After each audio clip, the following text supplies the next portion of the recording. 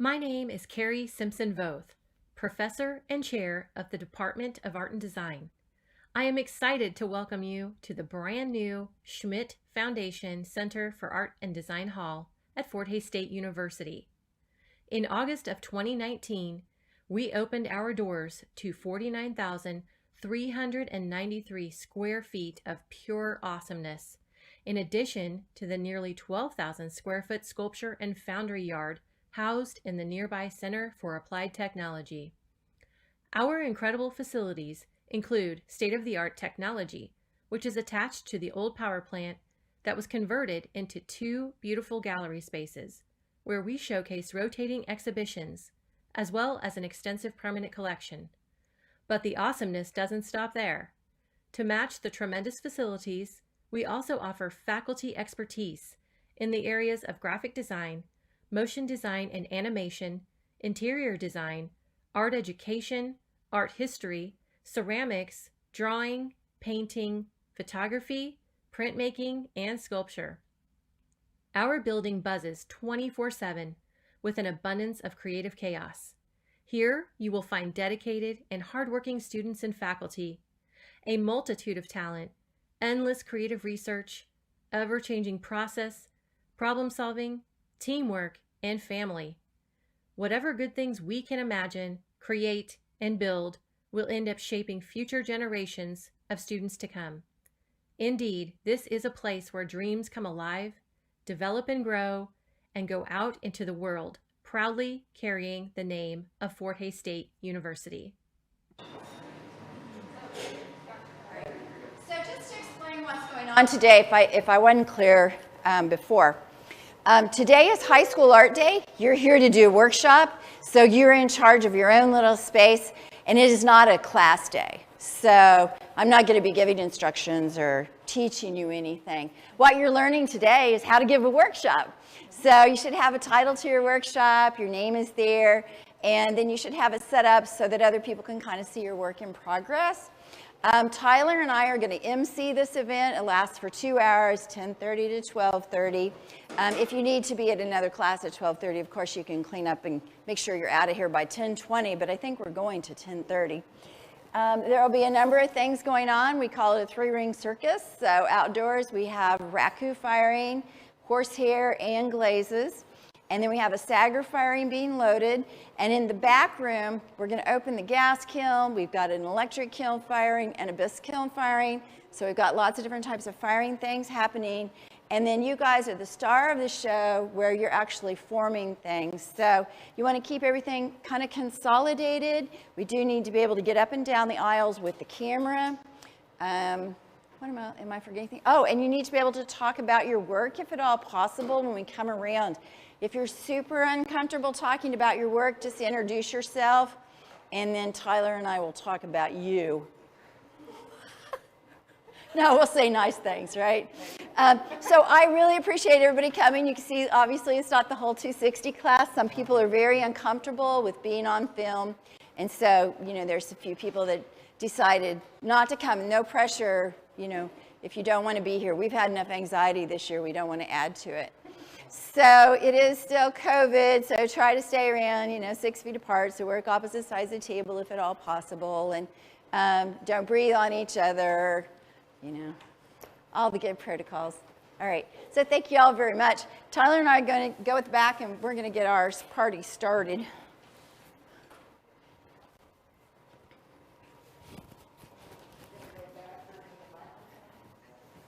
So we have microphones. I have a microphone on, but you don't want to lean into me to breathe on it. So Tyler has the other microphone, and we're going to hand that to people, or we're just going to hold it out because your hands are probably dirty. Okay. I'm going to take some pictures here real quick. Are you Paul? Yeah. All right. So this is Paul. Paul is doing our live stream today. They're also doing it in sculpture. So they'll go back and forth between the two. So everything you do today, you just want to assume it's on film.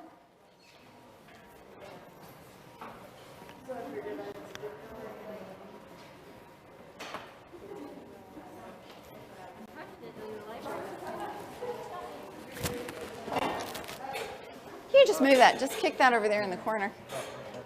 So with the length of my cord and stuff, I might not be able to make it down all of it. I should be able to, but... He went clear, were you here when he did this yesterday? Okay, he went clear into that back room. So there's enough cord that they'll go into all the other rooms, I think. Awesome, look at that. Yeah, I think so. All right, do you want us to wear our masks or take them off to do the talking? Shouldn't matter. The mic should pick everything up. Yeah, Okay. Personal choice. All right. So, is this a good spot for us to stand? How close do you want us, or would you like us more like here so you see the background? So basically, they don't even tell me when they switch the camera, so I might pay attention to this, but anywhere should work. Because either way. So how does the filming work? Do you have the filming and then you're editing, or you're just like doing live stream stuff and it's just whatever is going into the thing comes out? We film,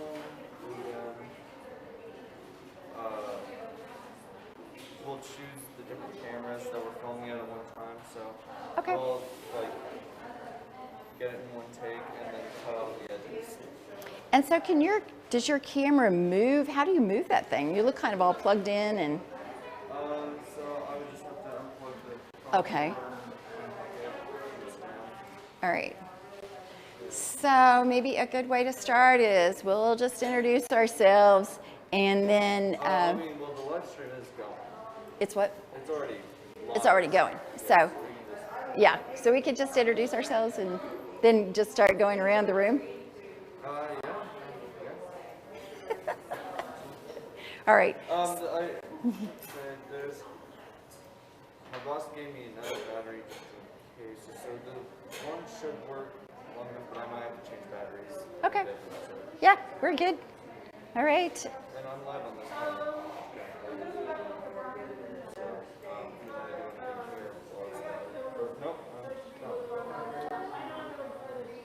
Yeah, I'm used to basketball games where I got constant yelling in my ears, so.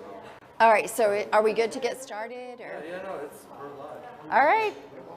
So we are live streaming today from Fort Hays State University in the Art and Design building, and this is the ceramics lab. Today it's full of ceramics students who are doing little mini workshops. So this is going to be a different kind of high school day. Normally we have all the high school students in, we have our workshops going, we get to hang out with the teachers and the students. So we thank you for joining us today, and we hope it's just as much fun, even if it's not quite the party that we're used to. So welcome to ceramics. We kind of set up ours like a 3-ring circus. My name is Linda Ganstrom, and I'm one of your MCs, and this is Tyler Dallas. He's a graduate student. He's going to be the other ringmaster.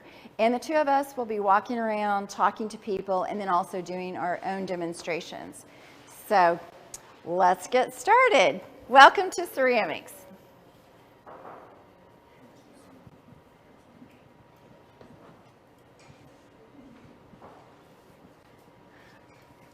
So, do you want to start with these people that are throwing?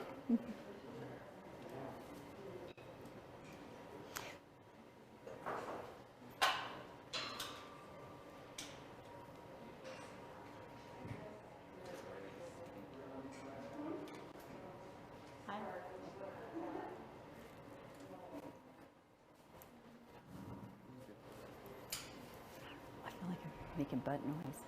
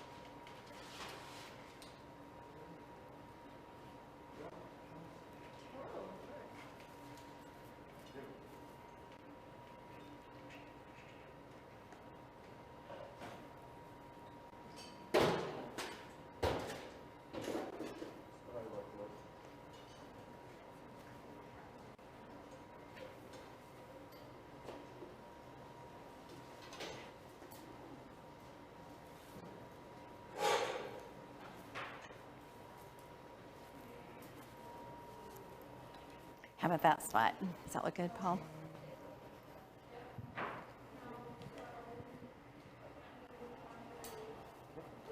Right. This is Riley Hazelton. Riley is a ceramic major, and she's also the studio assistant, so she helps keep everything full. Like we have clay, we have glazes, she helps load and fire the kilns, and she also helps us keep everything nice and clean so it's a healthy and safe environment for people to work. Right now she's demonstrating throwing on the potter's wheel, but she's going to continue working on some of her pieces by doing sgraffito, which is a special kind of drawing in ceramics. So Tyler, you want to hand it to Riley and tell him a little bit about what you can talk about yourself a little bit, where you're from, what your goals are, and what you're going to do today. I am from a little place called Meriden, Kansas. It's around Topeka, about 30 minutes or so. What I'm really focusing on is I do like functional pottery, and then I do like what Linda said, I do sgraffito, which is a certain type of drawing where you paint slip on and then you carve through it to like reveal the natural color of the clay and create contrast in the drawing and the clay body. But what I'm doing today is I'm just going to do a little bit of probably some bowls and plates, and then I will do sgraffito on those. And I usually do like really earthy, like dirty stuff, like mushrooms and bugs and like rats and stuff like that. So I'm really excited for today. So just a technical question. Do you think that's picking up with the mask, or should we have people take the mask off when they talk? Taking off the mask might help, actually. I think so. So do you want to go again without the mask? It was hard for me to hear just where I'm at. Yeah. Okay. There we go. Are we good? Yep. Okay. I'm doing, geez, what did I say? So introduce yourself and where you're from. Yeah. I'm Riley Hazelson. I'm from a little place called Meriden, Kansas, around Topeka, about 30 minutes or so. What I really do is functional pottery with sgraffito drawing, which is painting like colored slip on the body and then carving through it to reveal like the contrast between the drawing and then the painted slip. I do a lot of like the dirty stuff that people don't like, which is like bugs and like mushrooms and rats and like slugs and stuff, because I think it was cool and I always like played with them when I was a kid. So that's kind of what I'm really focusing on today. I'm going to be doing a few bowls, a few plates, and then just kind of filling out how I go. So you've cool. got a nice cylinder started there. Do you want to go ahead and just make it into the shape you're going to do? Yeah. And we'll watch. That's the excitement of the potter's wheel. What will happen? So most pots start as a cylinder, and you get the walls lifted up, and then you think about what kind of form you want. So if the walls go straight up, you usually end up with a mug or a cup. If the walls go out, you end up with more of a bowl. And if they go way out, you end up with a plate. The wheel's kind of magic. So this is one of our tricks on our 3-ring circus today. It's throwing on the potter's wheel. Throwing on the potter's wheel is kind of a hand-eye coordination skill.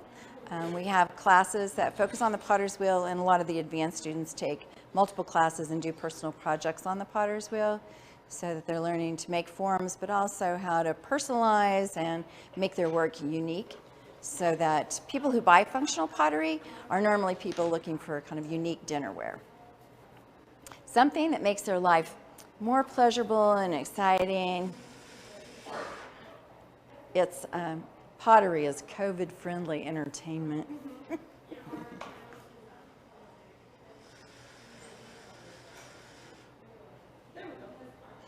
Thanks, Riley. All right. Moving down, we have Haley Gottschalk. Haley Gottschalk is a senior, and she's also throws on the potter's wheel and makes figurative ceramics. So she's pretty expert at both. In the years that she's been here, she's developed a lot of different skills and expertise. So right now, she's throwing with a kind of a specialty porcelain that is not as plastic, but when it fires, it's a beautiful, beautiful white color. So, Haley, you want to tell us a little bit about yourself? Just take that hand and open that mask. Hi, I'm Haley Gottschalk. I am a senior here at Fort Hays. So I've spent a couple years learning how to throw and sculpt, and with a lot of my work, I end up selling it locally and online to like the local farmers market and our downtown Hayes Art Walks.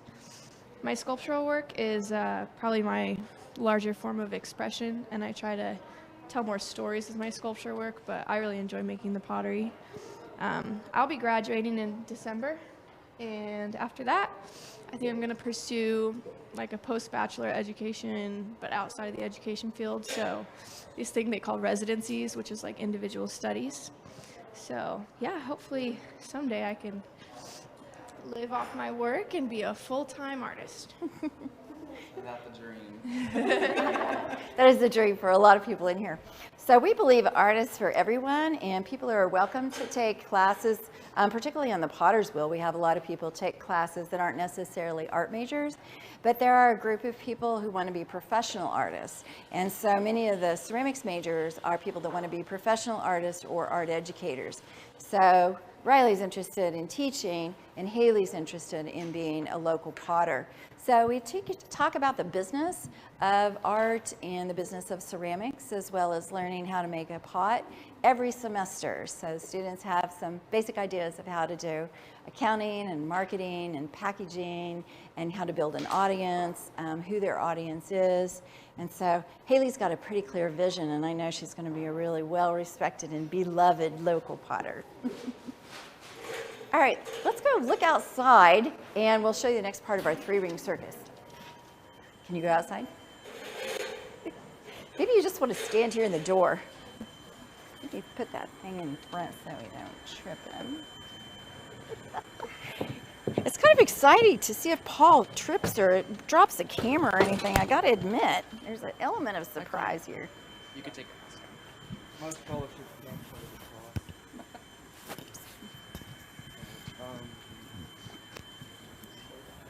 Well, we can always edit the end product. We are about to interview.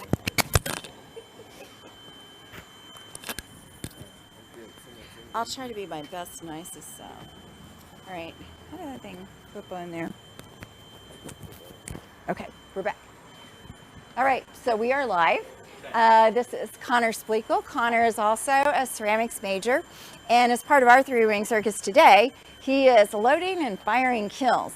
This is our outside classroom at Fort Hays.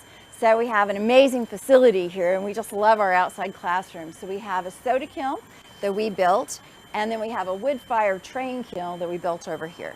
So the students were involved in the whole construction aspect. We brought in a visiting artist, Ted Neal, and he just did it right off the top of his head, no blueprints, was amazing, and taught us how to build these kilns. And we've been really enjoying firing this one, which is a soda kiln, and we put either salt or soda in there. And right now, Conor is building a sagger. So Conor, if you want to introduce yourself, say where you're from, what your goals are, I'll go ahead and get started with you. All right, I'm Conor Spleecal. I'm a junior here at Fort Hays, and I'm graduating with a BFA in ceramics. So right now, I'm making a sagger fire.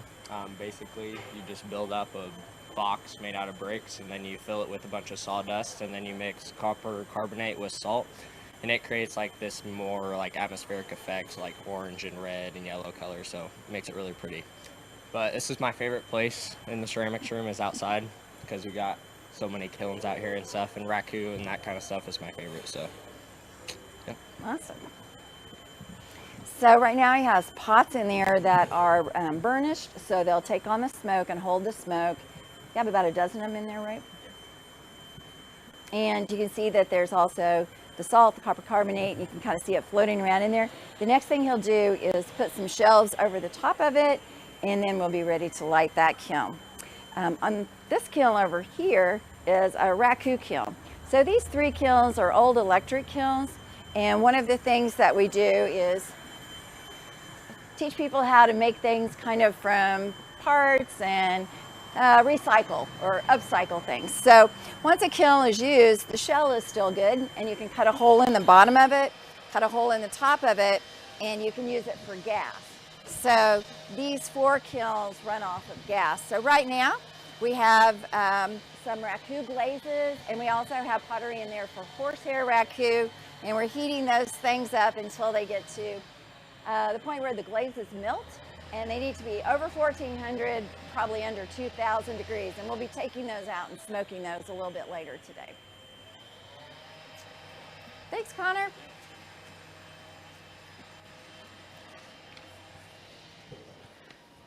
Shut that door. Might freeze Haley up.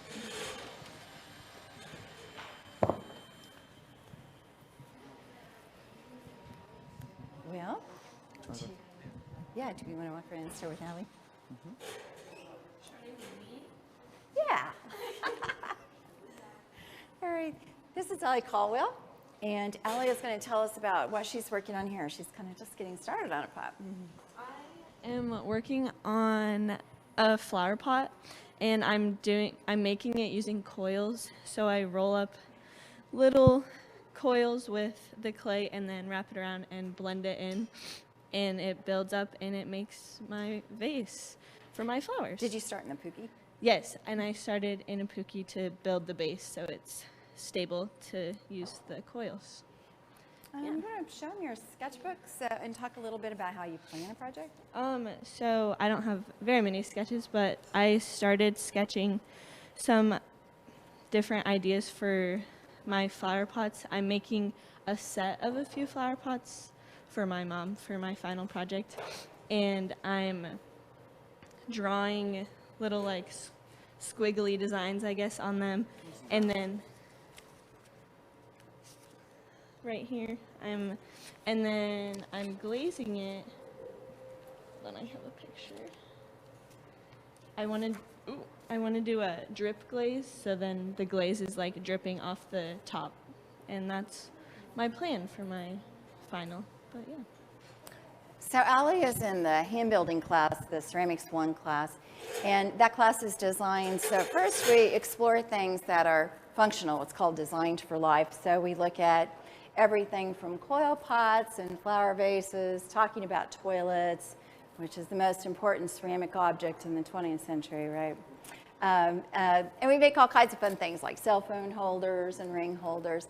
And then at the end of each one of the units, the students have a chance to make something that they want that's designed for life. So they learn how to plan a project and then execute, make their own project. We have 3 units. One is sculpture, and then the last one is materials and processes. And so they make 3 of those projects as we go along. And at the end, then we have about 3 weeks for them to make something that they want to with the new skills that they've learned for the class. So some of them repeat a project from earlier, some of them do something totally different. So. Thanks, Allie. Thanks for sharing your sketchbook, too. It looks really cool. Shall we do? You can take your mask. Probably pull it down. Do you want me to start talking? We're going to introduce you. Yeah, we'll introduce you. Well, hello, my name is Olivia Stinson, and I am a first-year graduate student here at Fort Hays State University. I grew up in Omaha, Nebraska, and got my undergraduate from Doane University in Crete, Nebraska. So what I'm doing right here is hollowing out a solid form head. We did this in one of our workshops that we had. We had Jamie Bates Sloan come, and that was awesome. So I am currently doing that. As you can see, I have the first little bit here, and I'm kind of cutting them into tiny little quarters and hollowing them out as I go, making sure that I have all of them a 1/4 an inch thick. I am currently studying the elderly in relationship to childhood and how that kind of evolves throughout your life and how it comes back more towards the end of your life. So yeah. And then here's some other work that I have done. Sorry, table's a mess. This was my Personal Series 3, so we just had a critique on this yesterday, so she is still wet but ready to be carved. And then that old man head was my Personal Series 3 project that I did last semester, so this was kind of the start into my research. And since then, I have been creating along and developing my research and my practices. One of the things you talked about was the visiting artists. So you want to tell us about who we've had as visiting artists and how that worked this year? So our first semester, we had Richard James, and he did a figurative ceramic sculpture. He did faces and hands at large scale. One of his pieces are up there as well. You can probably spot some along the tops of our shelves here. He kind of just showed us his process and how he does it. He's a mixed media artist, so a lot of his stuff his heads and his hands are ceramic, but then the rest of his body is built with wood, spray foam, cloth. He likes to sew because his mother taught him how to sew, and he kind of makes work that relates back to his home and how he grew up and his beliefs.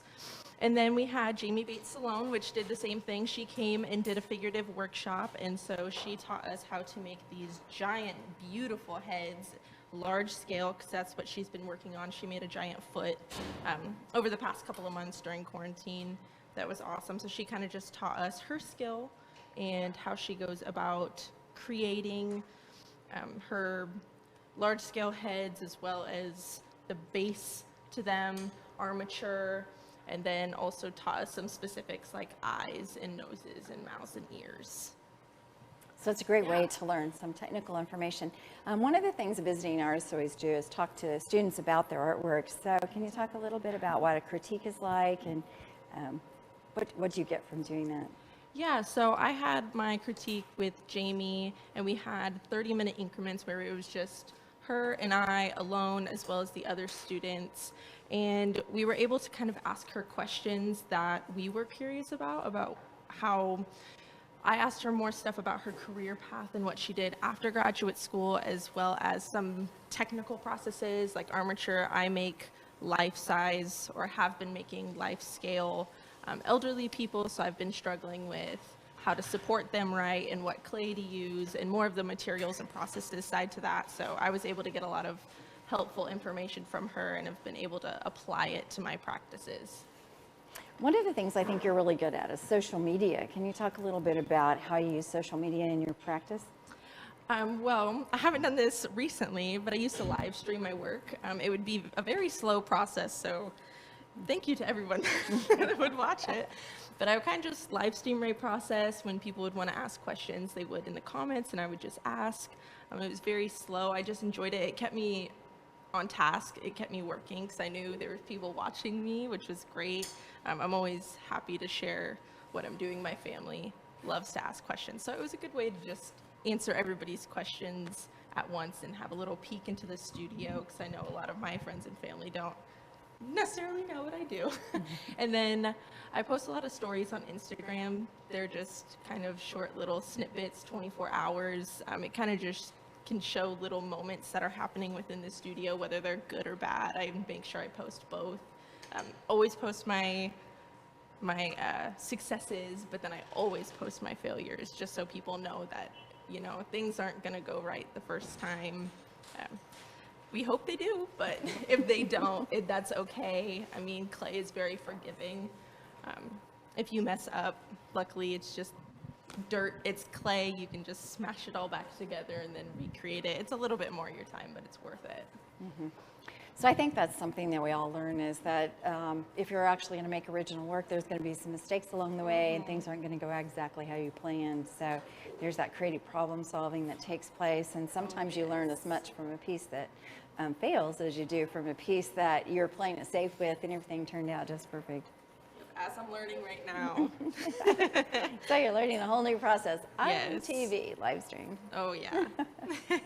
Thanks, Olivia. Thank you. Thank you.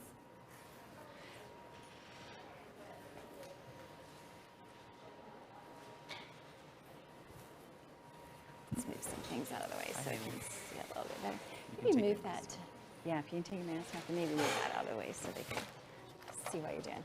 Oh, that looks like a good shot.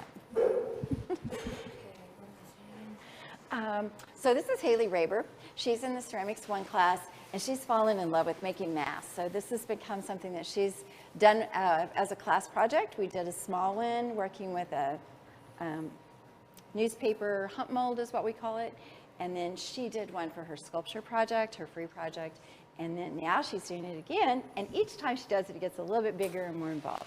So Haley, you want to tell us where you're from and what your major is, what you're doing? All right, so I'm from Greensboro, Kansas. My major is photography. I haven't decided if I'm going into ceramics. I most likely will.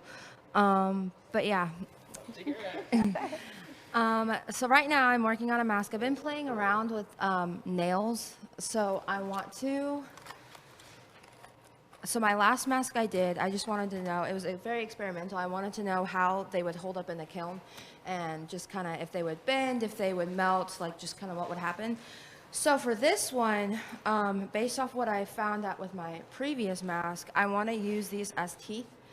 So there's just going to be a whole bunch of nails just sticking out as teeth, and just kind of to give it like a, I don't know, I just like playing with different mixed media type stuff. So That sounds kind of scary, sort of horrific. So do you like that idea of horror? yeah, I really like to do creepy things. A lot of my work is sort of creepy, kind of makes people uneasy.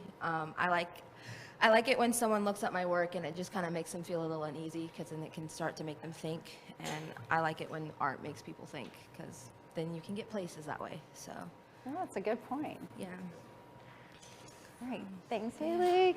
I was just in Greensburg a couple of days ago, or I guess it's been a week now.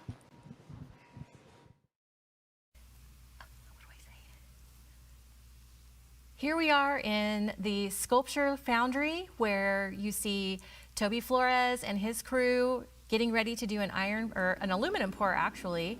And there's Toby in the teal jacket.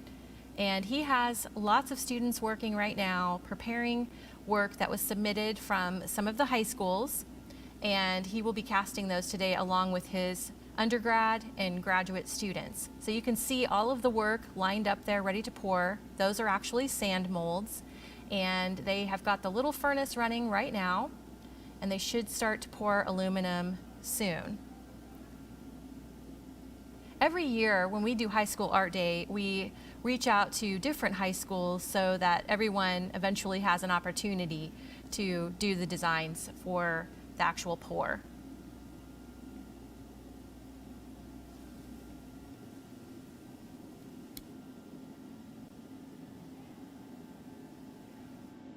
We'll wait till we pull it out.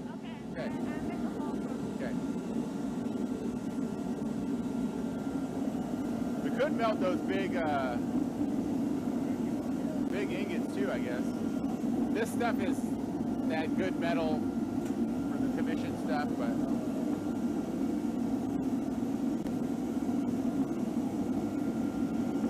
we could send a couple of those to Woody too, I guess, huh?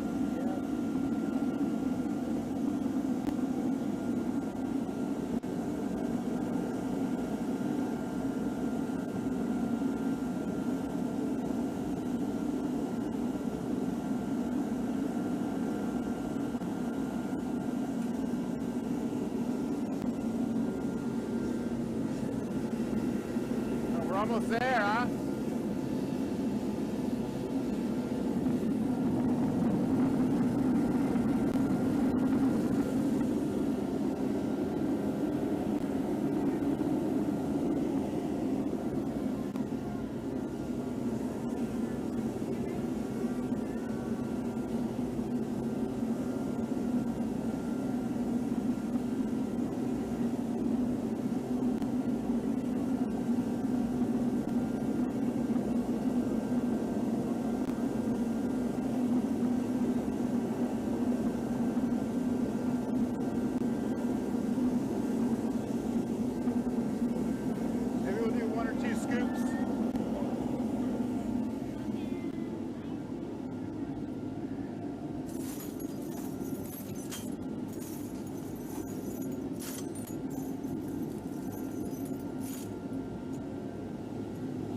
You guys want to pour again?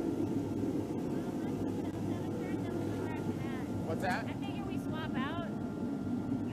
You want to swap out? Okay.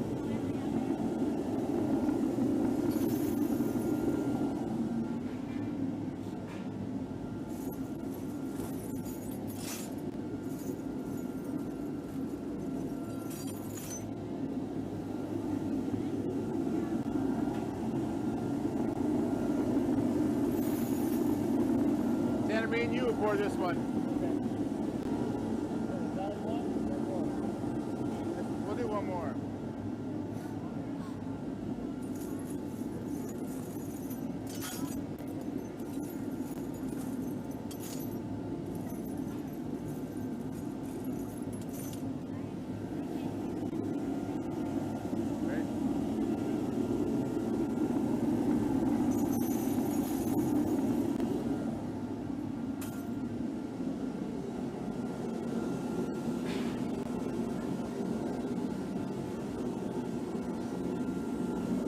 there's going to be 2 shells, so we'll pour the shells first, and then we'll hit the scratch box. I'll drive this time. You drive next time.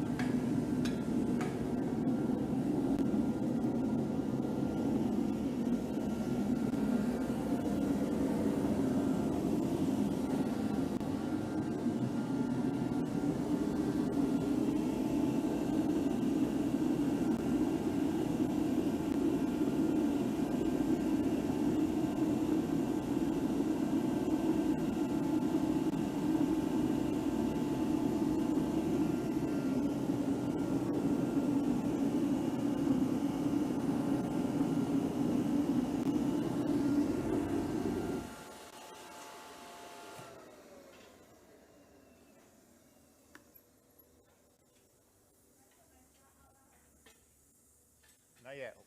Not yet? No, we pull it out, but okay. No, the shell will wait. This time we're going to let it cool because we have shells. With the scratch box, it doesn't matter as much. Okay, go ahead, start scanning. Yep. Pretty dirty.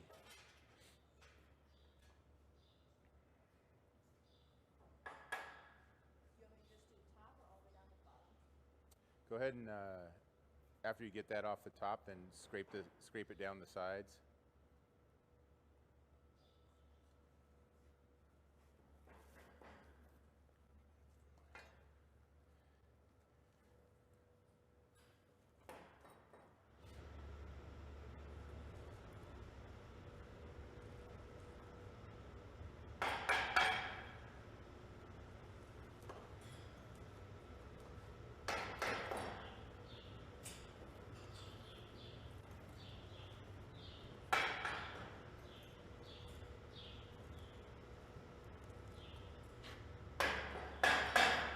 You're gonna put them on the end, Wendy? Yeah. Okay. All right. So we'll go around and pour the shells first, and then we'll hit whatever's left. Which way do you walk? Let's go. We'll go your way. You want me to walk backwards first? Yeah, or you could just turn and walk forward.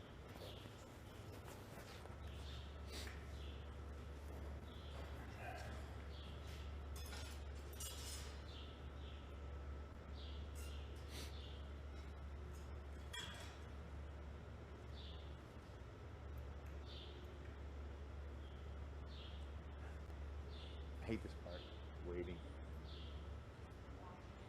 Yeah. It makes a huge difference though. I like to pretend that we're watching a corpse blower for the first time in a decade.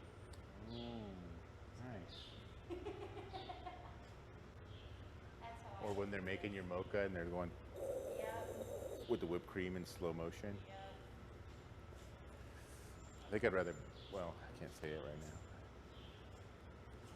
I think the other payments can be like cheaper than the mochas. You drink a lot of mochas. Yeah. Hey, Wendy. Milk and coffee in my diet. With sprinkle of chocolate. It's the way to go, man, with coffee. It is. And whipped cream because I believe in fun. I usually don't get the whipped cream. You don't believe in fun. Oh yeah. Even if it's just drip coffee because it's froth on top, it tastes really sweet. My dinner is on froth. Did you help replace those? Tasted like lucky charms. They're all of the skimmers, you're not getting it on the ground. And Sandra, we might want to move that bucket out of the way. Let's just go ahead and... Hold on, Tanner. Yeah. Does it look crooked? Let's go down. Yeah, there we go.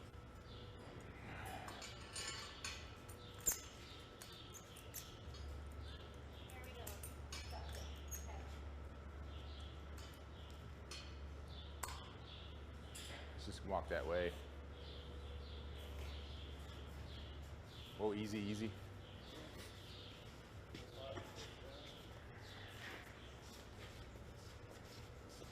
That one near you first? The one near you. Go a little bit more forward. Thank you.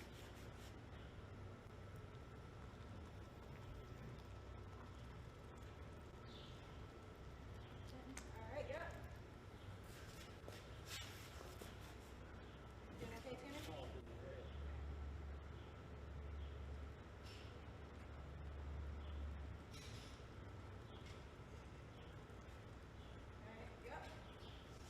Want to go down that side?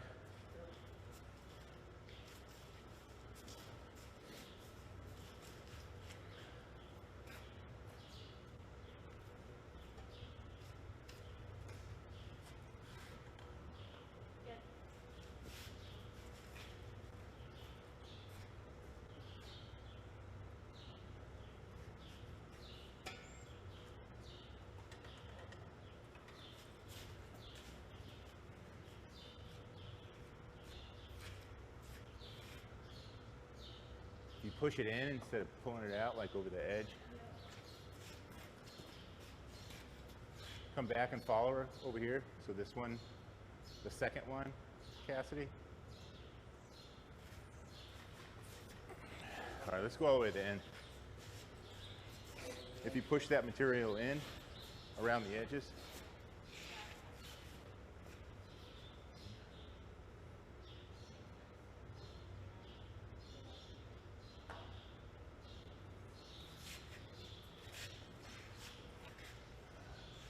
I think you're just kind of making it worse. If you just push it in and just leave it, I think it's fine.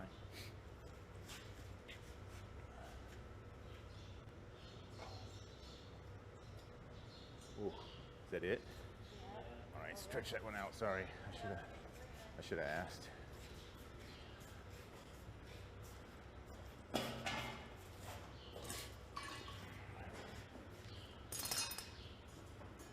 Went all the way down with that one.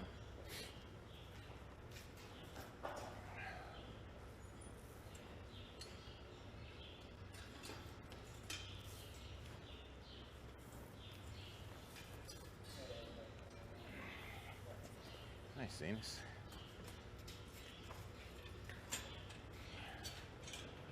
Have anything chunky we could throw in there? There's that butterfly over there that and then we can melt the llamas if we want. Oh, I hate to melt them, but... Are you going to hold on to them one more time? Maybe one more time. The hand can go. Okay.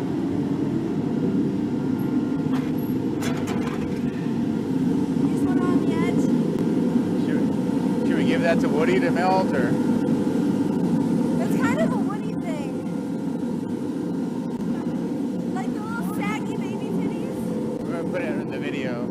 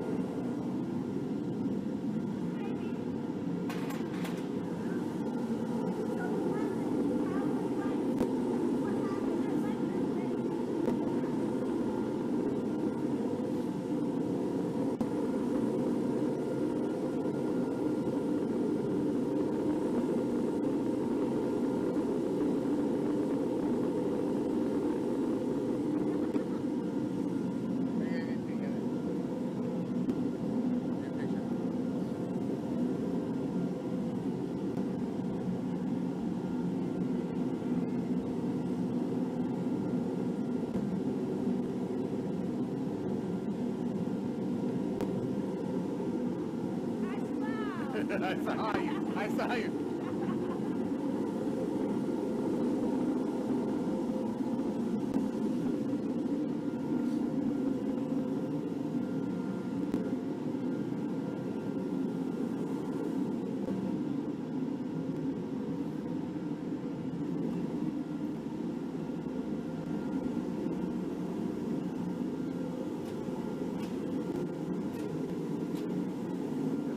fresh.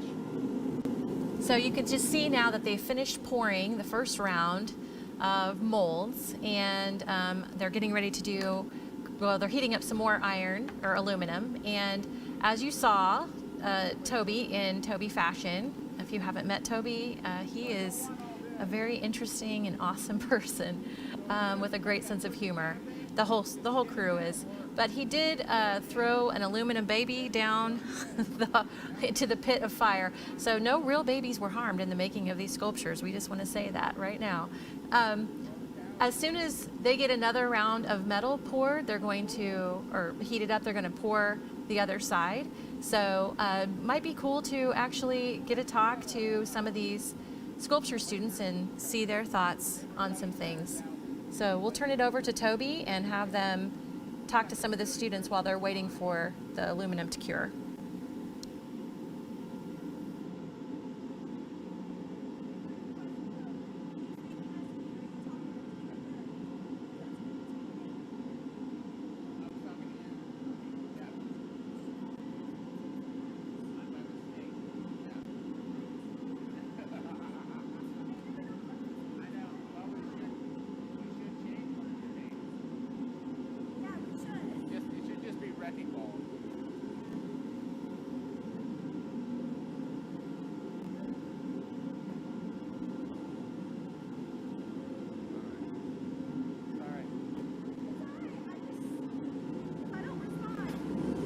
I got you.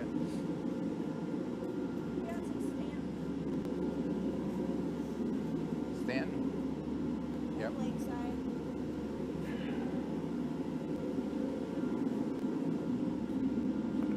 I'm putting them in stacks of 5 so we can count them. Yes. Talk to them and like talk what you're doing. Sure. I'll focus on you. So Okay.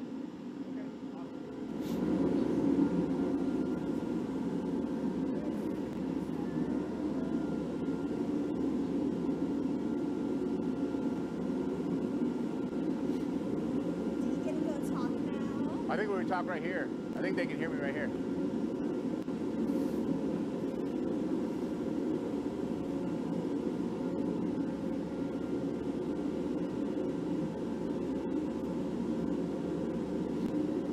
Hold up a little bit.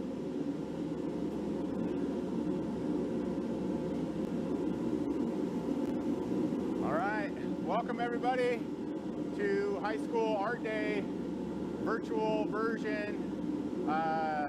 Thanks for participating. We've been casting some metal for about an hour now, and right now we're just they just got poured. They're still pretty hot, and we're just separating them by high school. So this is, well, this one's Lakeside Elementary actually, and so this one goes in a little pile over here. I did want to kind of thank some high schools for participating and an elementary school, but Logan High School, Oberlin, High Jillian, Stanton County High School, High Woody, Great Bend High School, that's Jennifer out there, Ellenwood Elementary, Lakeside Elementary, and Lakeside High School. I just wanted to thank those guys for making molds and for participating in the virtual High School Art Day. I've got an incredible crew working with me today, graduate students and undergraduate students doing the casting, and we'll be doing this for several hours. So thanks for watching.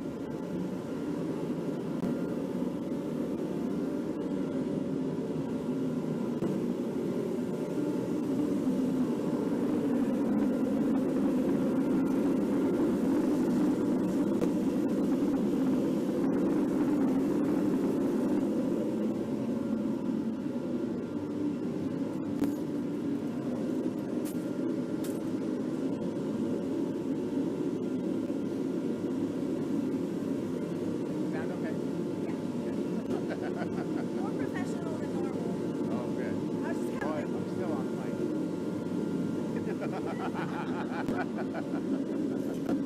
Thanks. What was your name?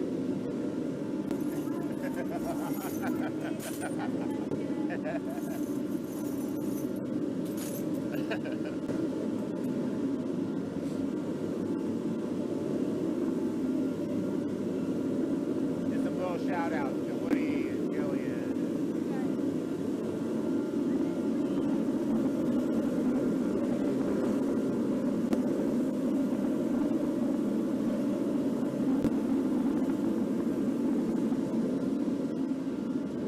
Yeah?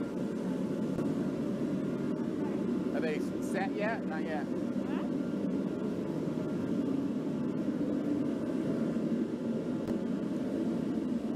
Still soft. Yeah.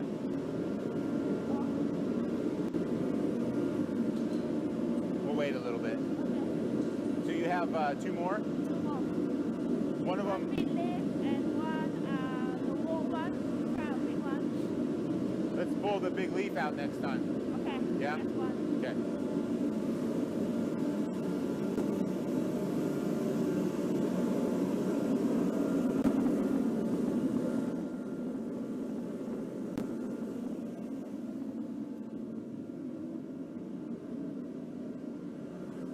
All right, Tanner.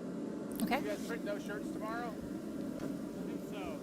While the aluminum is continuing to heat up, we would love to show you some interviews that we've done, one of which is with Tyler Dallas, who is a graduate student in ceramics. And if you've been watching with us all day, he has been working with Linda Ganstrom, our ceramics professor, and he gave a perspective from a student of what it's like to be at Fort Hays State University. And if you haven't been able to join us until now, this will be available to you later, so please stay with us. Hi, my name is Lauren Sargent. I am the Senior Administrative Assistant for the Department of Art and Design here at Fort Hays, and I'm here today with... I'm Tyler Dallas. I'm a first-year graduate student with ceramics. Okay, awesome. So Tyler, first of all, can you tell me a little bit about right now, you were here for undergrad as well, so tell me a little bit about what you're here for undergrad, as well as your role right now. You are a student worker with our department, working in the gallery. So if you want to talk a little bit about what you're doing, that would be great. Cool, yeah. So I came from a small town in Missouri. I came from a community college setting called Crowder College, and when I was looking to transfer to a four-year university, I was looking at so many different schools, but my instructor got her MFA from Fort Hays, and I wanted to follow in her footsteps. I thought the school was amazing. I was learning so much from this person from here, so I wanted to get that same education experience. So I looked into it. I moved 7.5 hours away from my family, and I just packed up my little car and moved to the dorms as like a 21-year-old. It was a crazy experience, but I came here specifically for the art department. I feel like this school is so reasonably priced, and the education you get from it is just, it's almost a steal. You are paying so little to learn so much, and it's such a good experience with our department. There's so many opportunities. Like you said, I'm a student worker. I have been since 2019, back when we were still in Raku Kill. So I was a part of the process of moving over to the new building, boxing up the collection, all the studios and classrooms and the instructors' offices and stuff, and just moving all that stuff over. It took all summer long, but it was so much fun. I learned a lot. And now that we're here for real, I'm doing a lot more things. I work in the gallery. I'm kind of in charge of the back room where most people don't see. It's mostly just the student workers and Colin, the gallery director. But I also do a bunch of tours around the building. I do light administrative work in the office. Whatever I can help out and do, I do it. So I've learned so much. Awesome. So do you want to talk a little bit more about student employment and what opportunities that might be really good for a lot of students right now who are in high school who will be starting as freshmen pretty soon? Yeah, when we were still in Raku Kill, there wasn't a lot of opportunities for student employment because everything was really surrounded by the administrative office. So the gallery was connected to the office, so the administrative assistant would just oversee and watch it. And now that we're in the new building, the Schmidt Foundation Center for Art and Design, we are disconnected from the office. So we have to have people watching it the entire time it's open from 9 a.m. to 4 p.m. Monday through Friday.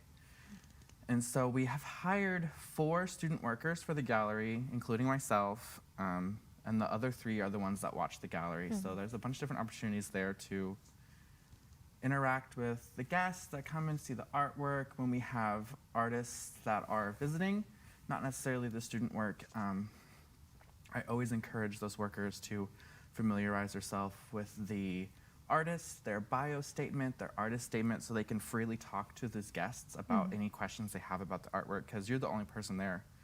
The artist isn't there to answer questions. And so if someone doesn't know something, you can step in and answer those questions. So that's very important, and I've noticed a lot of that happening with our MFA shows. Okay, awesome. So can you talk a little bit more just about your undergrad experience? I know right now you are in grad school, but just for a lot of the kids who are in high school right now watching, and a lot of instructors too, can you talk a little bit about your undergrad experience and what that was like? Because you were ceramics as well. So you can talk a little bit about what you did as an undergrad, classes that you took that kind of helped you in the right direction. Yeah, so my high school didn't really have an art program at all, so I didn't really touch any art supplies really until I got to college. I started college as an education major, and then I quickly switched when I touched clay for the first time. And so when I got to Crowder, I didn't have any of those basic level courses done. I came in as a junior taking freshman level courses, but I didn't feel that way. My undergrad experience here was 4 years long, so a little longer than a typical student who's transferred in, but I was basically starting over. I learned so much from all the instructors. Everyone that I had was very hands-on. They were always there making you ask questions. They were asking questions. They want to help you make the work that you want to make. I like to think that our department is very prideful in the fact that we are high concept work. So all those instructors make their own work that is very, very high concept, but also very skilled. And they're teaching that to the students, but the students aren't necessarily making work the instructor is making. They're taking those skills that they're learning from the instructor to make their own work, and that's very, very important. But there's so many different opportunities within the department as an undergrad. There's 9 different concentrations, I believe. At least you can major from anything from drawing to photography, ceramics like me. There's interior design, graphic design. We just recently added a new umbrella category to graphic design called motion graphics, which is really cool. So we're constantly evolving and constantly changing. And yeah, there's a lot of fun things to do in our department. And we got a big shiny building, so have some fun. And I think as well, it's a good point that you brought up just how diverse our options are, because coming from where I came from, very small town as well, in Kansas, you didn't get to really experience a lot of the different possibilities of art because we just didn't have the facilities to do that.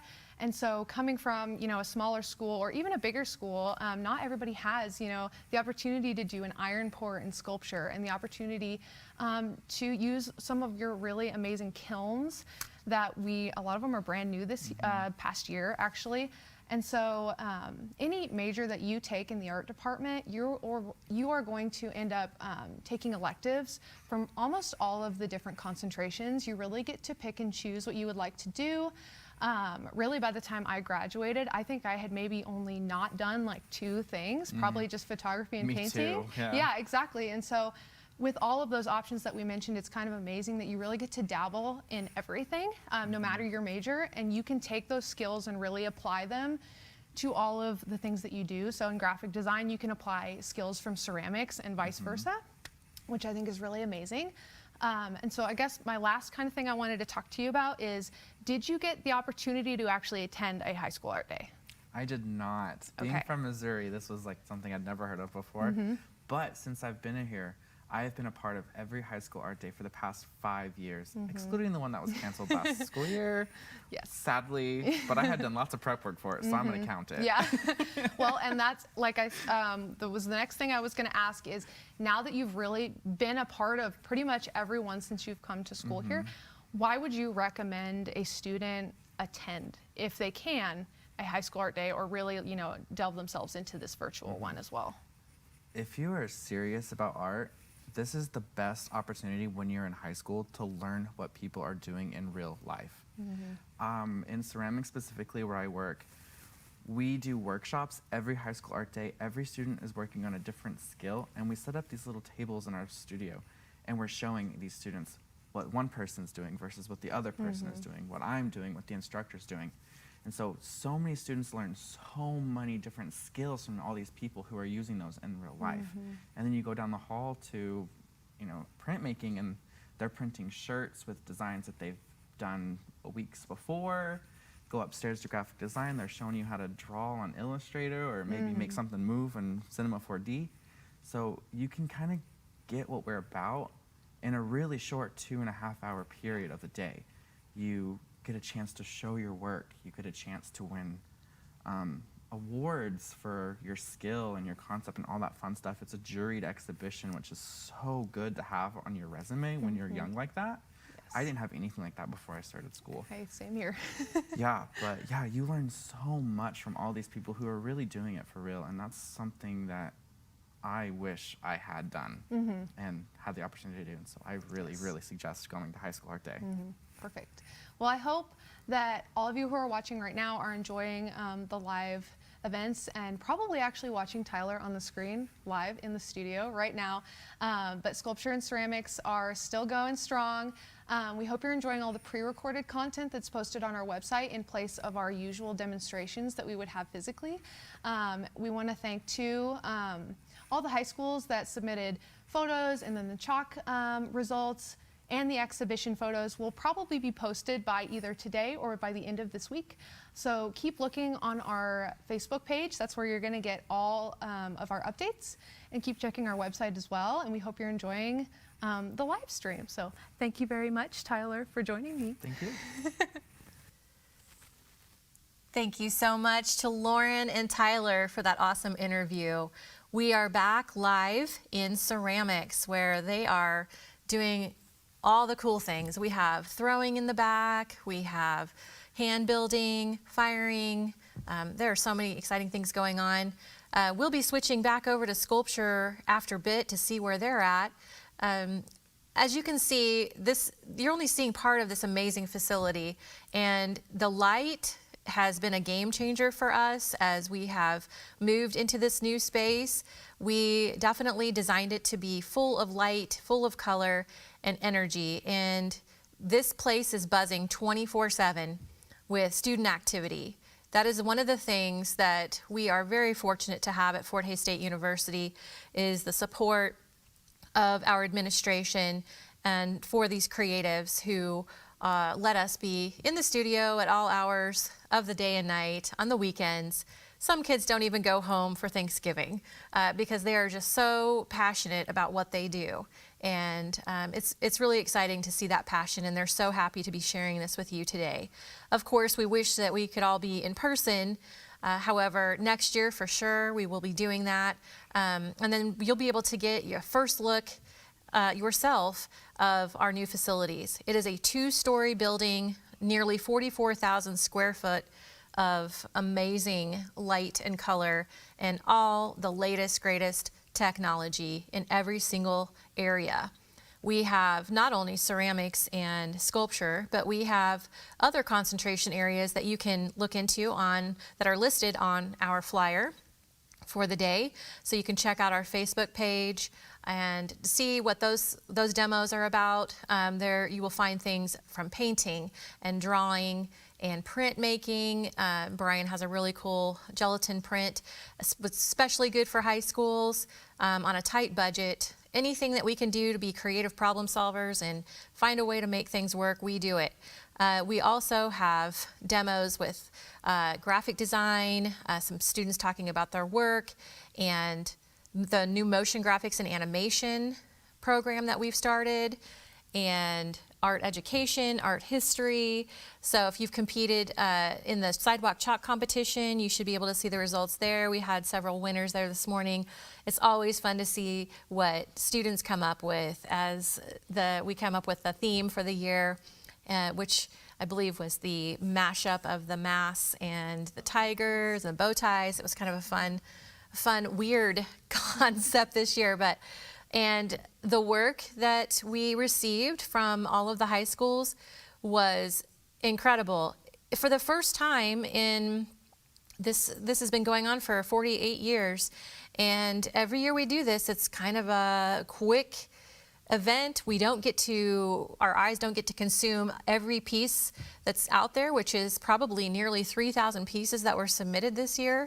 And it was fantastic to be able to sit and spend time looking at all of the hard work that the students and of course the high school art teachers have put into this past year, which has been very difficult to navigate as a creative, but you guys have shown what persistence looks like, grit and determination, and those are all the great things that we look for in a future Tiger. So we do hope that you will come and see us next year when we do our event in person on campus again, and we would love to host you and your school and your students. So I'm going to turn it back over to ceramics, and we'll check in and see what they're up to.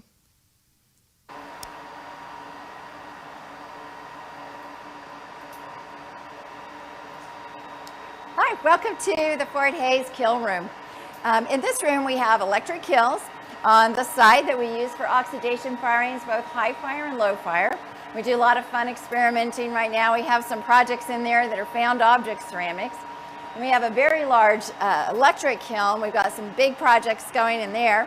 And at the far back we have our 2 huge gas kilns. So we just opened a load of cone tin functional pottery. So I pulled out a couple of pieces, and you can see the kind of colors and textures. I'm really excited about these coffee cups. We did these for a Breathe Coffee House as part of a project where we're working with someone else, learning how to do commissions and talking to clients. So this is where the transformation takes place, and clay turns into ceramic. So let's go back out and see what everyone's doing in the lab.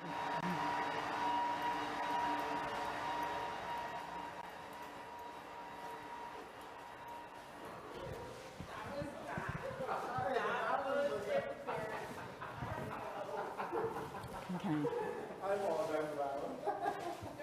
Tell you when to do yours. I'm super punny. Hello everybody, my name is Tyler Dallas. I am a first-year graduate student here at Fort Hays. I am working in ceramics, but also working on my photography certificate. So right now I'm learning how to marry the 2 mediums together into one. So I've made a press mold of this 8x10 frame here that I made out of paper porcelain, so it's the purest type of clay that we have. And then I went and took self-portraits of all the places in the building that I spend the most time. And so I'm using the water slide decals that I printed these out on myself and then put them on my the slab, and then they're going to be fired to cone 04, and then they'll be on these pieces forever and ever. And here's a couple examples that Linda has that I've done through testing through the semester. Lots of firing, probably fired the kiln about 12 times to figure out what I wanted to do perfectly. But yeah. Thanks, Todd. No problem. I think it's got a really interesting mask here too, so maybe we can catch a glimpse of that while we come over to Kathy. Yeah. Let's do it with Kathy. Ready?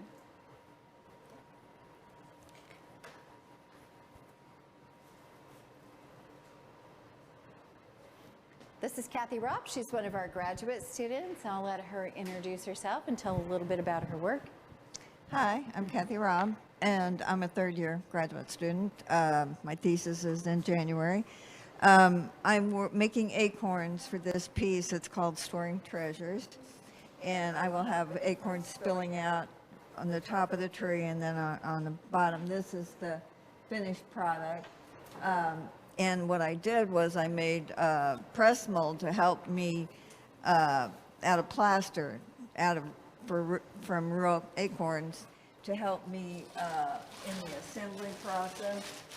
Well, I'll just go ahead, and this is one that's already... It wants to jump off anyway. Oh, and then this is how they come out. And then you just peel this part off. And the most time-consuming part is going ahead, and the plaster molds can't get the detail of the tops of the acorns really well, so I go ahead and carve that part out. And that takes quite a while. And then I use two glazes, under glazes, and I dry brush those. So I've already got the chocolate brown on here, and then I'm going to do dry brush the gold to show all the crevices, and then put color on the bottom. So it takes a couple coats to get the color saturated enough to show the detail of that. Thanks, Kathy. So these are solid modeled and then hollowed out and then detailed. And the tree was formed of like coils and then carved to look like bark. And how did you do the base piece? This is plywood, and then it's a type of foam that you add water to, and then it swells, and then you just pack it on in the shape that you want. And then this will, for display, it will have some real dirt on it, and some probably moss type stuff, and then it will have all the acorns spilling out. Sounds great. Thanks, Kathy.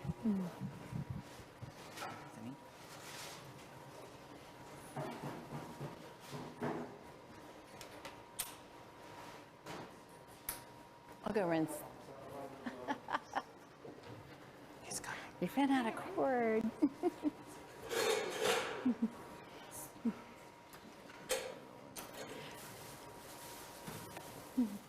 This is Bethany Panhorst, and she's also a graduate student. Her work is highly realistic, and she's been working with a variety of different body parts. So I'll let Bethany introduce herself. Hello, I am Bethany Panhorst, and I am from Savannah, Georgia, and I am a second-year graduate student. I work with the figure, and I really love anatomy and abstracting the body a little bit, like it's realism, but like taking body parts out of their normal context of the actual figure and just isolating them. So I'm making an ear. I have this lovely cast model of my own ear. And the easiest way to start an ear, in my mind, is to make a C shape and to work from large or bigger forms to smaller forms. So I like to sketch in the basic lines of an ear. So I have an inner kind of C shape that I draw on there.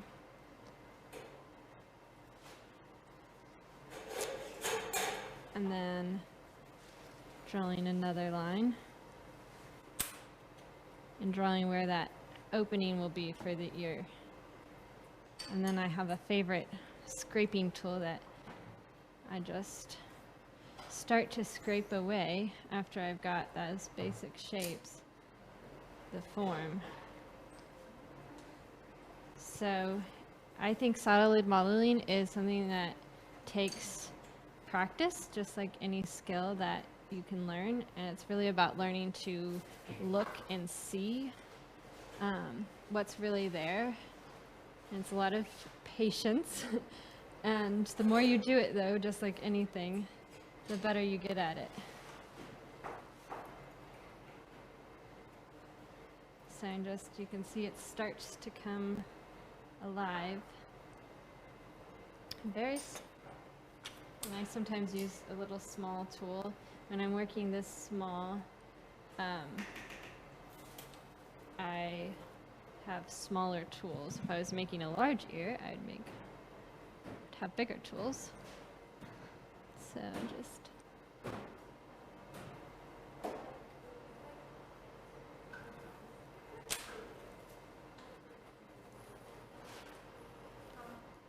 Can you pan some of these things? I think these are really beautiful.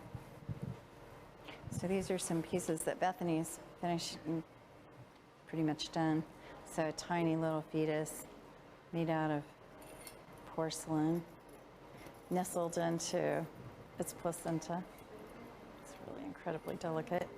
And then this beautiful hand, all hand sculpted, made out of frost clay.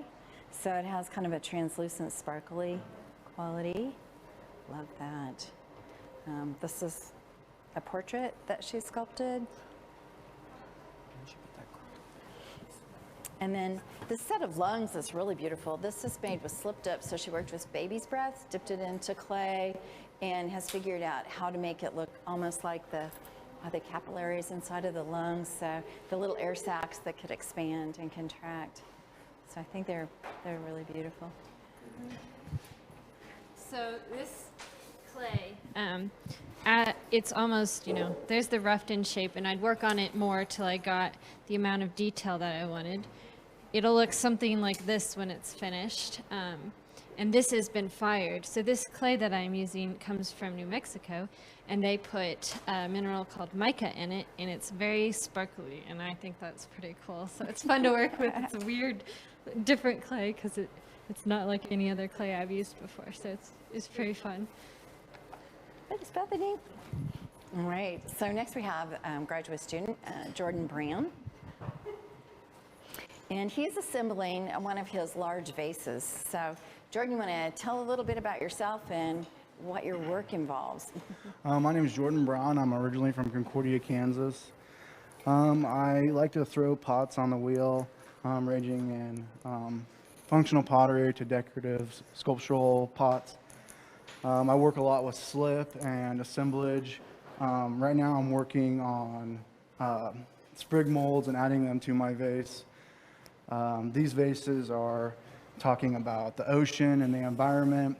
They will eventually be wrapped in a fishing net, trying to hold or to drag through the nets, just like the animals would in the ocean from the bycatch or the overfishing. So that's what these vases are about. I used coral for the handles. I put some pearls on for the edges, and seashells, oysters, olive shells, and everything at the bottom. So. And how are you going to finish these pieces? I'm going to fire these pots in the soda kiln, kind of like these. They will have a little bit more variation. They'll have a blue glaze on the inside to kind of talk about the ocean. And these pieces over here are memorial urns for elephants that are being poached for their ivory. And so I put flowers as kind of a memorial to them, and use the elephants as the handles for the pots. I'm really interested in historical pottery and the forms, and so that's where I draw a lot of my references, and how I come up with some of these shapes or historical pieces. So. Thanks, Jordan. All right. Looks like Darian has an interesting piece. I think you've got plenty cord. This is Darian Piper, and she's working on a piece that she had solid and then is hollowing out so you can really see all the sections.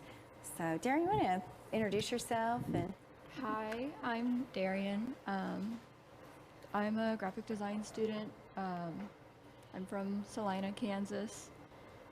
This piece it's a dead rabbit, and kind of the whole goal of it was contrast in the end.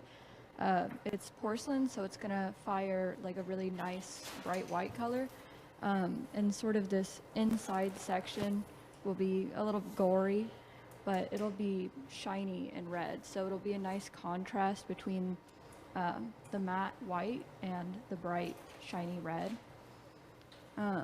Right now I'm hollowing it out so that when it fires it doesn't explode. So that's just sectioning it out, hollowing it, and now I have to rough these up and put them back together and surface it. So thank you, Darian. So I think we need to probably go back around this direction. Catch some folks over here.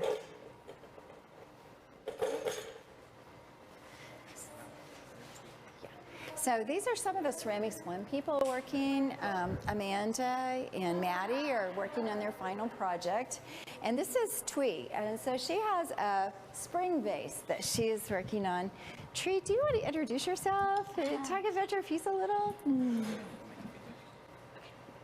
My name is Trees, and I'm a junior, and my major is interior design. Right now, I'm working on the coil part, and it's almost done. And the last part is just like try to get a better shape and make it smoother, and some decoration with a lot of flowers on. Oh, that'd be beautiful. It might be pretty to have flowers down at the bottom too. We should talk about making a stand for it. All right, I'll do that. Thank you. Hi, Mallory. Hello. How are you today? Good, how about you? Good. This is Mallory Schultzen. She's working on her final project, so you can see she has one almost done and another one she's starting. So introduce yourself, Mallory, and tell us what you're working on. Okay. My name is Mallory Schulte. I am a junior in the graphic design major. I'm originally from Newton, Kansas, small town, everyone knows. So yeah, I'm kind of going with geopots is the name of it, but basically it's just going to be a bunch of plant pots stacked up together, and yeah, plants. That's about it. So what were you thinking when you said geopots? Is this supposed to look like geography or geology? Kind of just playing off of shapes. So, I mean, most of these are going to be, I don't know, I have a sketch made out, but just stacked, different shapes, and then, yeah, I don't know. So one pot kind of fits into another pot, Yes, into another pot. yes. Oh, that's really interesting. Yep. I thought it kind of looks like geography to me, so I could see like maybe a prairie scene or a little mountainscape there. Yeah. That could be what I was going for. It's open to people's interpretation. Yep. Thanks, Mallory.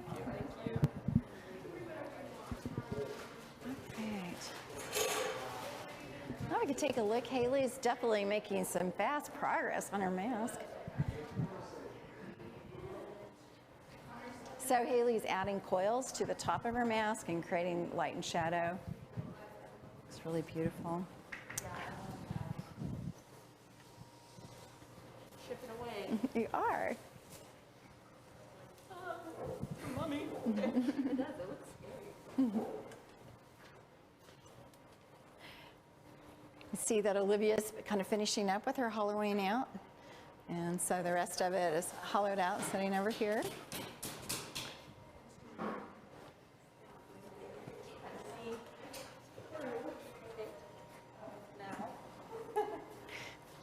So this has become one of the main ways that ceramic sculptors are making unique forms, sculptural forms. So instead of building hollow and then just modeling the hollow form, they're building completely solid and then hollowing things out, which gives them a lot of freedom. They don't have to worry about things collapsing.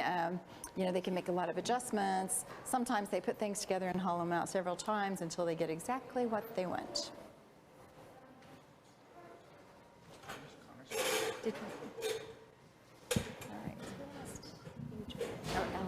All right, Conor Spleecal is throwing out there.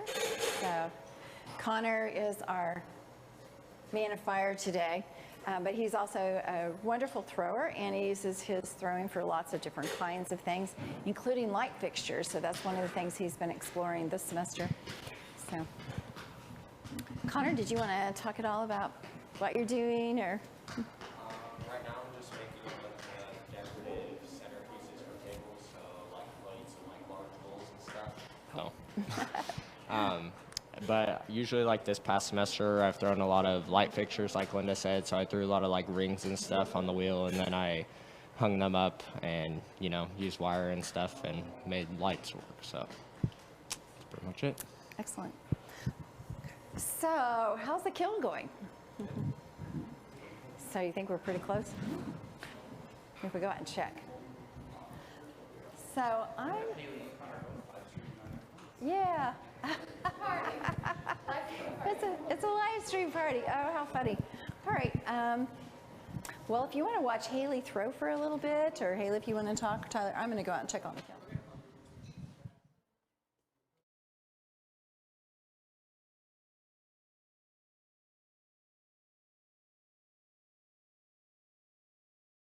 We talking about?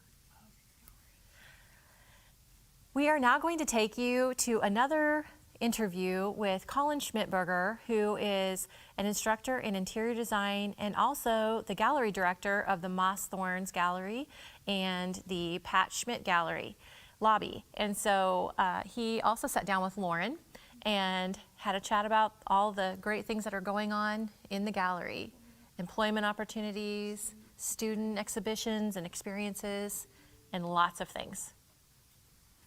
Hi, my name is Lauren Sargent. I'm the Senior Administrative Assistant with the Department of Art and Design here at Fort Hays, and I am here today with... I'm Colin Schmittberger. I am the Gallery Director of the Moss Thorns Gallery of Art, as well as an instructor of interior design. Okay, so first off, I guess we're just going to kind of jump into it right away.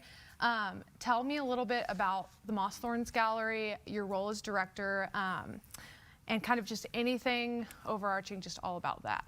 So the Moss Thorns Gallery is actually a wonderful new gallery space we've got with the new art and design building. And so we put on exhibitions, 3, 4, 5 a semester, depending on how many we have. Some of them are annual exhibitions. Most of them are actually fine arts exhibitions from our master's students. So they do their thesis projects in the gallery. And so we're able to work with all of them and set up their exhibitions. We also have in the back the collection. So we have the Fort Hays University Art Collection, which houses thousands upon thousands of artworks, ranging from your paintings to your sculptures, ceramics, and everything in between. So it's a very unique way of allowing instructors on campus to be able to take their classes to the back and actually see a physical work pertaining to what they're trying to teach within the classroom setting.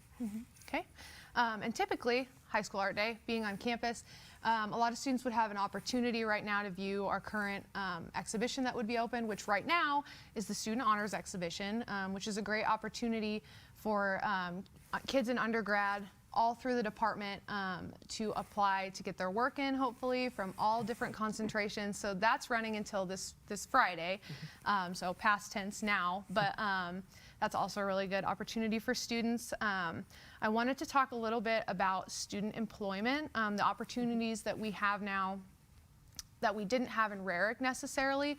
We do employ students all throughout the department, but now there's a lot of opportunities for students in the gallery, and I thought if you wanted to talk a little bit about that as well. Absolutely. So we're able to have students within the gallery who are actually helping set up the shows. So each exhibition, we have about a week to prepare, set up, and showcase the work of the artist. And so the students are helping to set up with that. They're meeting with the artists throughout that week. They also are overwatching or overseeing the gallery space as the show is up. And to go along with that, they're getting the experience of how to work with a collection.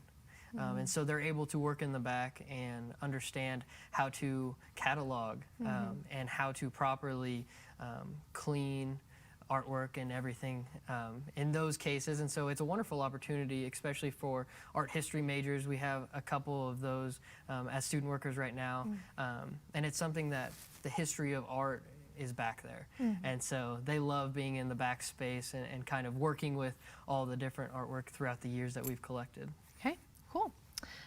Also, you graduated undergrad from Fort Hays, specifically interior design, which you teach now. I wanted to see if you would like to talk a little bit about your experience in undergrad and what that was like and why you chose Fort Hays. Yeah, so I loved my experience here at Fort Hays State University. Obviously, coming back to instruct here, I wouldn't have came back if I didn't enjoy it. But the interior design program continues to grow. As I've gotten in here as a student, we were learning about all sorts of different styles that were happening, textiles, color, how that influences the space that you're actually within. And so I actually, the tour from the art and design department was actually what sold me on Fort Hays. And I was able to do it with the chair at the time of Lee Powers, as well as a student who was going through. And that was a very unique thing for me to have the student involved. It was something that when I went to other universities, it was always a quick walkthrough, and you really didn't have that personal feeling. But when I was at Fort Hays, you know, it was one-on-one. I felt a connection with it, and that's really what drew me to come to Fort Hays. I agree. When I was a student as well, I think the tour, the one-on-one experience was kind of what sells you, where you just don't get that at a lot of other schools. We do have a lot of students, I'm glad you brought that up, a lot of our students do give the tours. Actually, most of our tours now are given by students, which is really awesome. We have some great recruiting faculty as well, but having that student engagement is really nice because the kids feel more comfortable, they feel like they can relate, which is really nice. So we do definitely encourage students to go on a tour, even if you just want to look around the new building. We love having you guys here. It's so much fun to show off our space. Lastly, did you go to high school art day when you were a student? Okay, awesome. Yes. So would you say that really helped you kind of decide where you wanted to go, and like why would you recommend this day to other students who are watching now?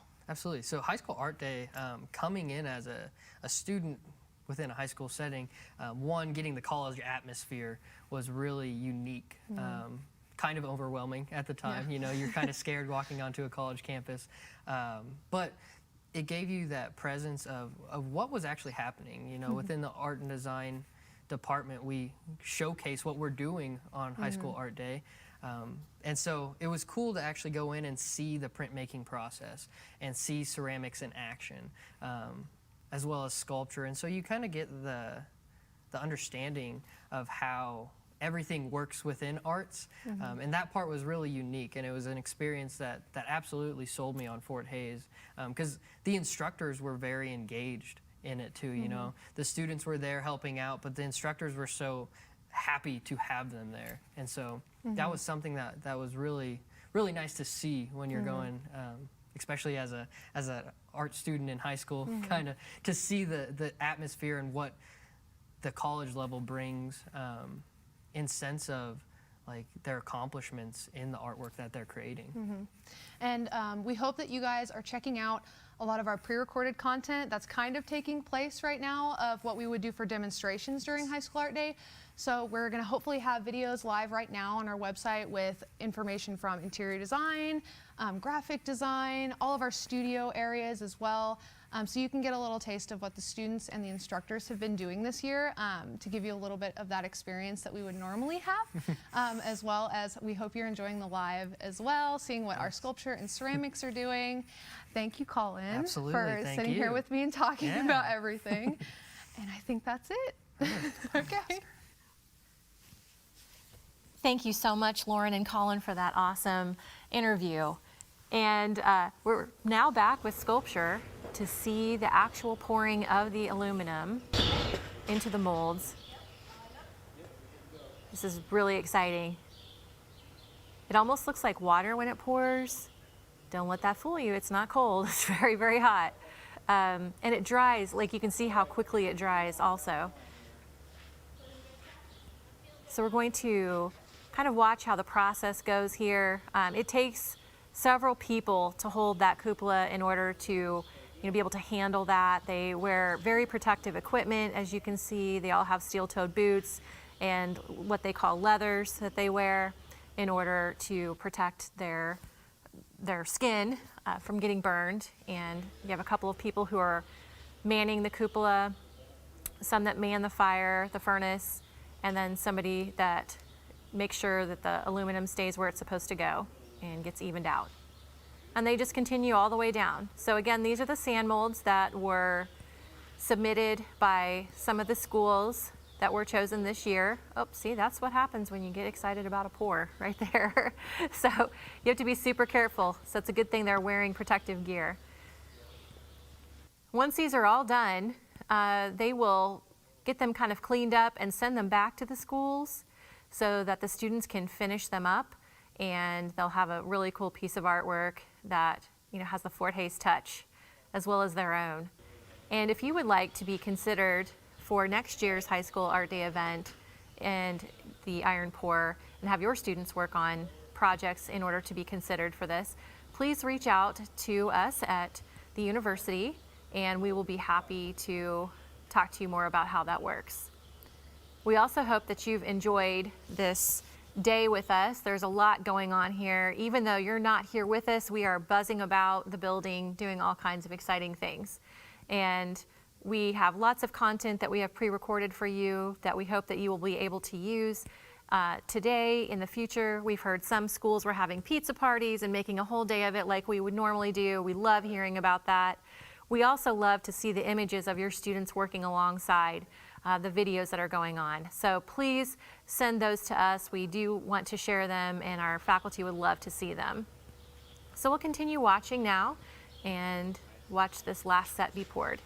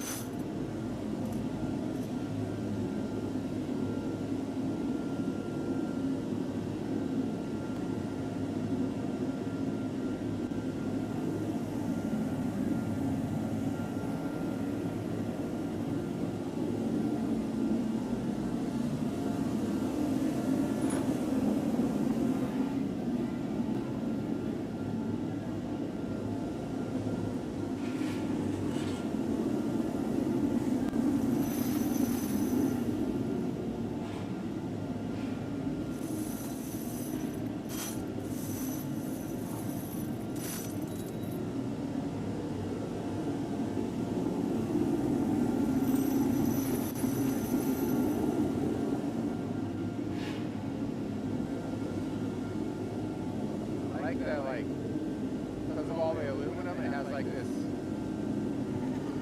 aluminum shine on it. Yeah. It's kind of nice that we're not constantly live. Yeah. We're good? Yeah. Oh, okay. Ready to talk? Oh, sure. Yeah?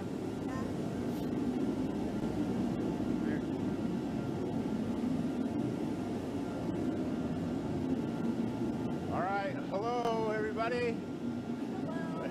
This is Cassidy, one of my undergrad students, and we're just gonna do like a quick little interview sort of thing. So just tell us like where you came from. She transferred to Fort Hays, so just tell us where you came from and how you got here. So originally I'm from St. Louis, Missouri. I went to St. Charles Community College, and so my professor is Allison Kirby over there, and so she taught me my first 2 years, and when I wanted to continue in casting, because I first went to one of the Western conferences, she said, oh, if this is something you want to do and you're serious about it, you need to come out to Fort Hays.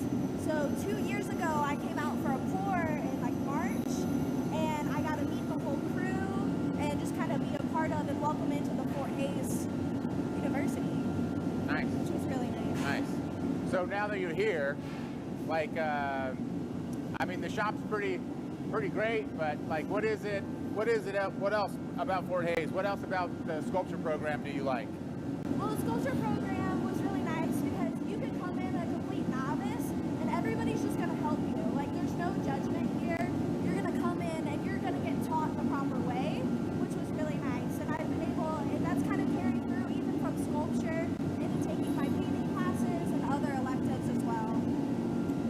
tell us a little bit about the sculpture that you're making and maybe some of the processes that you're using? Yeah, so I was able to start off my first semester taking blacksmithing, which heavily influenced some of my work. So I've been taking some found sculpture and kind of remaking it and adding some blacksmithing touches to it. And I'm starting to try to, you know, with this amazing facility and all the cranes and everything that we have, I'm able to work on a larger scale. So I'm hoping to work on some outdoor pieces coming up. Nice. Okay, the last thing. Could you just talk to us a little bit about your role in the last iron pour? So what your job was and just, I mean, anything about that process? Yeah. So for the last iron pour, I got to work on the furnace crew. So essentially, I come in at like 10 in the morning and I go into our large furnace and I lay down the bed of it. So I build it so that we're able to pour that night, which luckily I fit. But when it actually comes to pour time, I'm the one behind the furnace and keeping all of our wind belts open and keeping the slack running out and kind of letting everyone know when to pour. And then I'm fortunate enough to be able to actually tap out the furnace and keep it going, so I get to play a pretty hefty part. Nice, nice. Thank you. I think we're about ready to pour some more metal, so we'll be back in a little bit. Thank you.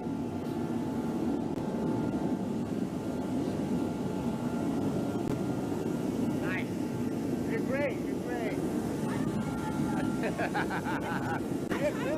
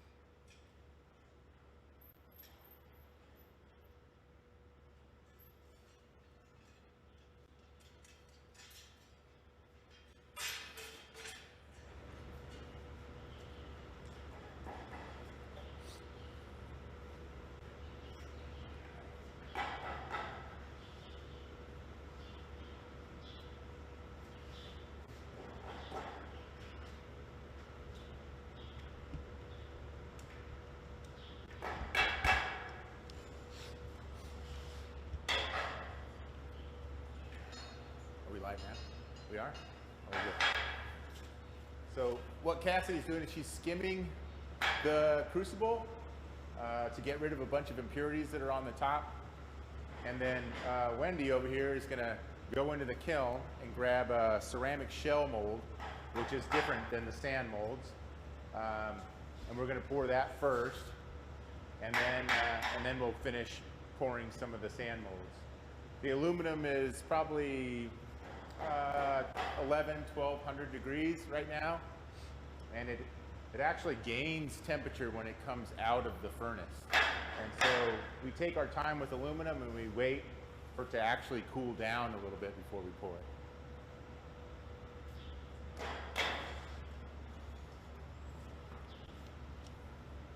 Yeah, looks good. All right, Wendy, go grab it.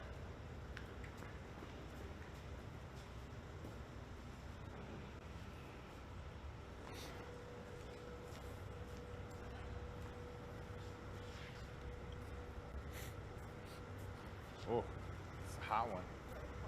Yes.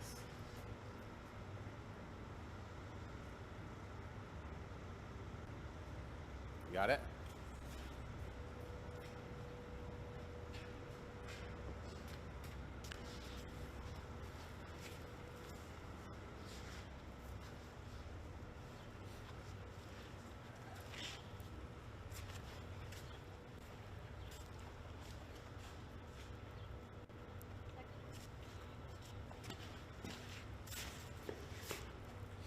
This mold is probably hotter than the aluminum right now. It's about 1,600 degrees or so. And it's part of an ant, a very large scale ant. So she's pouring the whole ant today. She's got 2 pieces already cast, and then this one's just waiting for us. We're probably about ready, huh? Stop talking to me. Get to work.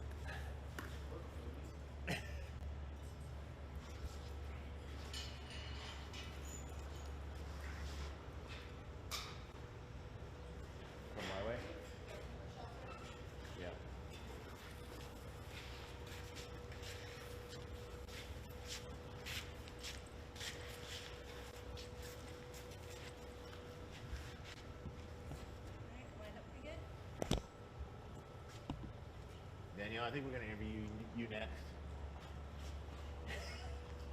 Right, yeah. Which way you want to go? Let's go past the side. We're kind of lined up for that.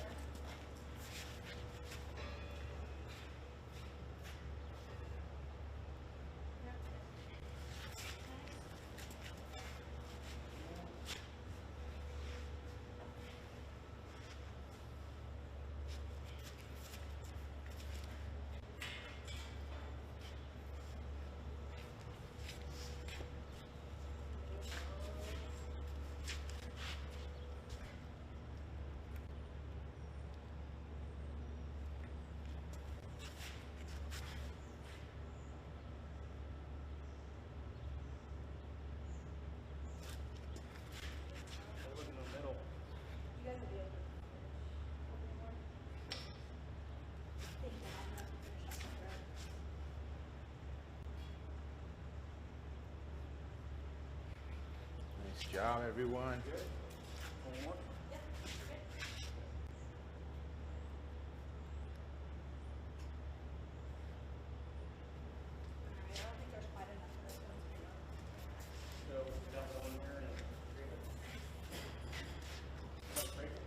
Oh, yeah. Well, there's still some in there, right? There's a little bit, but not much. Okay. Well, we'll scrape it next time. We need to kind of get rid of it all.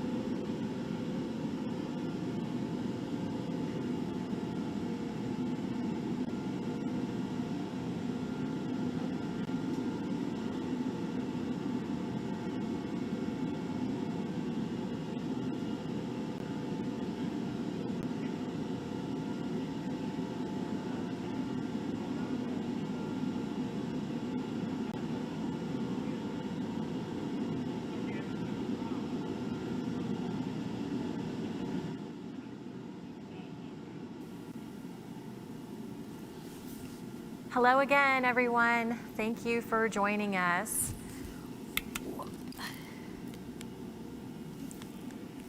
Hello again, everyone. Thank you for joining us for this awesome day of festivities. And we are kind of wrapping up our live event, and we're wrapping it up in sculpture with the last little bit of the iron pour.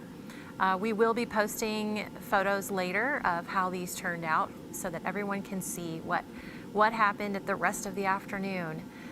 We would also like to make you aware of a couple of upcoming things.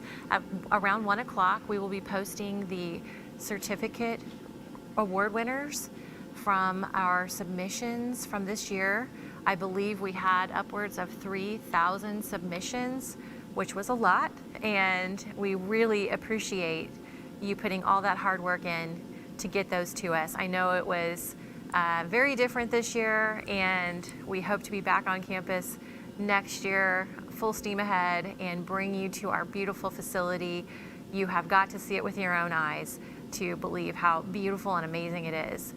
And we hope that you enjoy all of the content that we have created for you, and you will be able to access these videos later for your use. And I just want to thank you again from all of us in the Department of Art and Design at Fort Hays State University for helping us to make this happen. Without all of you, we would not be able to do this every year, and we're so excited to be able to do it in any way, shape, or form that we can. And so again, thank you for your participation, and I just want to encourage you to reach out and come and visit us when you can, when you have a minute. We are always around and happy to give tours. Bring your friends and family and see what we have going on. There's always something happening. It's never a dull moment around here. So have a wonderful day, and we will talk to you soon. Thank you.